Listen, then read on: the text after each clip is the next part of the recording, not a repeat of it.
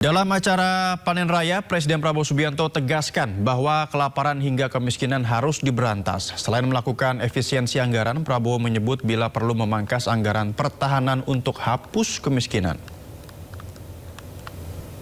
Kita harus hilangkan kelaparan. Kita harus hilangkan kemiskinan. Kemiskinan, apalagi kemiskinan ekstrim, harus kita hilangkan. Insya Allah kita akan hilangkan. Saudara-saudara sekalian, kita akan hemat anggaran kita. Kita akan bikin efisien. Bila perlu, anggaran pertahanan kita kurangi, anggaran polisi kita kurangi untuk menghilangkan kemiskinan.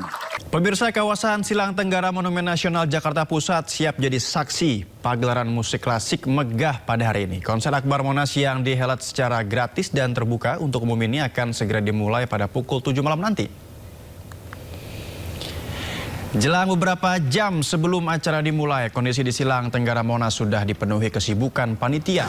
Dari pantauan di lokasi, panggung megah dan sistem tata suara berskala besar sudah berdiri kokoh, siap menampilkan pertunjukan orkestra dan paduan suara memukau. Pagelaran ini bertujuan untuk memperkenalkan sekaligus menumbuhkan kecintaan masyarakat Indonesia terhadap musik klasik. Oleh karena itu, acara ini dirancang sedemikian rupa agar dapat dinikmati oleh segala kalangan. Panitia akan membuka pintu masuk area konser mulai pukul 5 sore ini.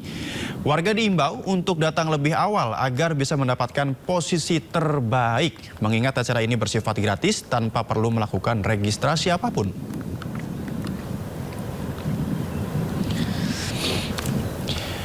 Dan seperti apa situasi terkini jelang konser Akbar Orkestra yang akan digelar pada pukul 6:30 malam nanti, dan bagaimana caranya mengakses lokasi tersebut, kita bergabung dengan Selena Yahya dari Silang Monas, Jakarta.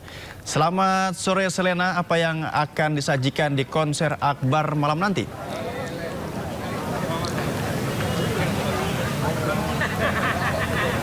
Ya, selamat sore Noval dan juga pemirsa. Jika bisa diartikan nih, musik adalah bahasa cinta yang layak didengarkan bagi segala kalangan tanpa terkecuali. Contohnya adalah saat saya berdiri di sini, saya ingin menikmati konser Akbar yang berlokasi di Monas. Ini tepatnya di sisi Silang Tenggara Monas yang dapat diakses dari depan pintu Gambir. Begitu Novel dan juga pemirsa. Kalau dari pantauan kami sejak tadi sore, memang banyak sekali masyarakat yang antusias untuk menikmati indahnya atau merdunya suara dari orkestra pada malam hari nanti yang rencananya akan dimulai di pukul 7 malam nanti. Namun memang saking antusiasnya nih Novel dan juga pemirsa, masyarakat sudah mengantri sejak tadi pukul jam 3 sore dan antriannya sangat mengular. Maka kalau bisa dilihat ya, dari kursinya ini udah lumayan penuh. Jadi jika Novel dan juga pemirsa ingin mendengarkan musik secara gratis tanpa adanya registrasi, dan tentunya ini mudah banget diaksesnya ya pemirsa dan juga Novel, ini bisa langsung ke Silang Monas sisi Tenggara dan langsung bisa datang untuk menikmati indahnya orkestra yang memang didirikan atau digagas idenya oleh Stephen Tong dari Aula Simfonia Jakarta. Demikian Novel, kembali ke Anda di studio. Baik, terima kasih Selena atas laporannya, selamat bertugas kembali. Lapas perempuan di Kota Bandung menggelar pertunjukan kolosal yang merupakan hasil latihan selama 3 bulan. Aksi ratusan warga binaan ini akan dicatat dalam Museum Rekor Indonesia sebagai pertunjukan kolosal pertama di dalam lapas.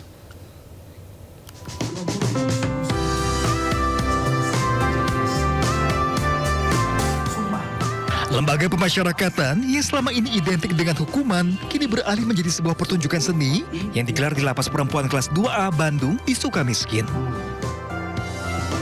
Ratusan warga binaan menghidupkan kembali legenda Jawa Barat melalui opera kolosal bertajuk Ciyung Wanara, Takdir yang Kembali. Total ada 407 peserta yang terlibat, terdiri dari warga binaan, petugas lapas, dan beberapa organisasi seni serta mahasiswa.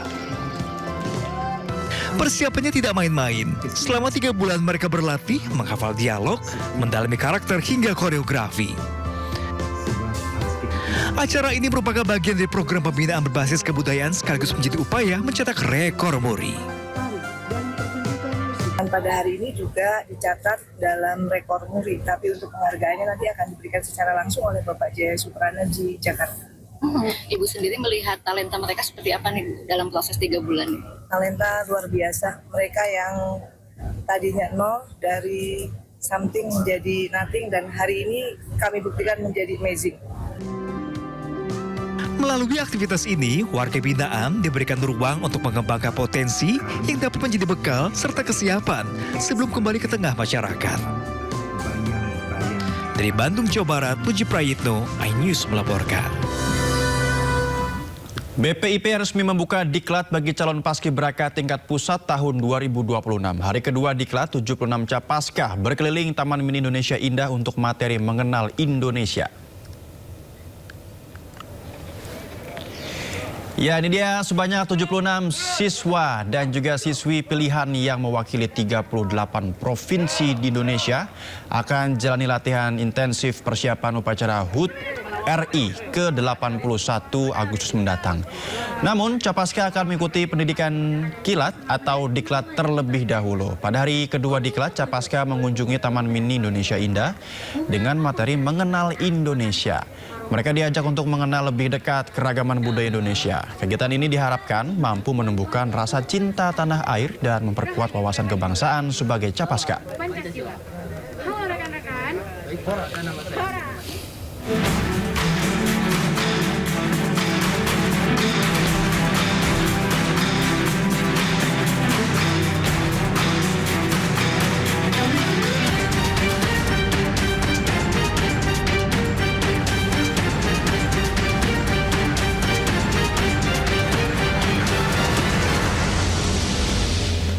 Menteri Keuangan Republik Indonesia Purbaya Yudi Sadewa optimis Koperasi Desa Merah Putih akan meraup keuntungan. Purbaya ungkap dalam rapat kabinet sudah diputuskan bahwa ke depan seluruh barang bersubsidi akan dijual melalui jaringan Koperasi Desa Merah Putih. Menurut Purbaya, dari nilai operasional sudah pasti untung. Sebelumnya Presiden Prabowo Subianto menyampaikan bahwa barang subsidi harus disalurkan melalui Kopdes Merah Putih supaya benar-benar tepat sasaran. Prabowo juga sampaikan nantinya Koperasi Desa Merah Putih akan dikembangkan jadi pusat pelayanan ekonomi desa yang terintegrasi, di mana di dalamnya akan tersedia kantor koperasi, toko sembako, layanan simpan pinjam hingga apotik desa. Diputuskan di rapat kabinet bahwa semua barang-barang yang bersubsidi akan disalurkan lewat Koperasi Desa Merah Putih dan tidak diperjualbelikan di luar itu. Jadi harusnya dari situ aja Koperasi Desa Merah Putih sudah pasti untung. Asal nggak dikorupsi lah harusnya sih aman. Menteri Koordinator Bidang Pangan Zulkifli Hasan memastikan Koperasi Desa Merah Putih KDKMP akan menjadi penyerap hasil panen petani dan nelayan untuk menjaga stabilitas harga. Dalam seminar nasional KDKMP yang diselenggarakan Kemendes PDT bersama 10 asosiasi desa di Jakarta, Menko Pangan Zulkifli Hasan menegaskan koperasi akan membeli hasil panen petani dan nelayan saat harga pasar turun di bawah harga yang ditetapkan oleh pemerintah. Selain jaga stabilitas harga, Kopdes Merah Putih juga akan menjadi pusat penyaluran berbagai program pemerintah termasuk bantuan sosial, pupuk subsidi, dan sarana produksi pertanian. Pemerintah berharap keberadaan Koperasi Desa Merah Putih dapat memperkuat perekonomian desa dan meningkatkan kesejahteraan petani serta nelayan. Kalau di desa itu harga gabah yang sudah kita tentukan 6,5, harganya cuma 6.000, nanti koperasi akan beli. Koperasi store kepada Bulog. Itu fungsi sebagai optaker, termasuk jagung. Itulah saudara, saya jelaskan kepada teman-teman tadi, itu sudah kami rataskan semalam, putusan dari Bapak Presiden langsung semalam. Sudah diputuskan, ya. Semalam dalam rakor.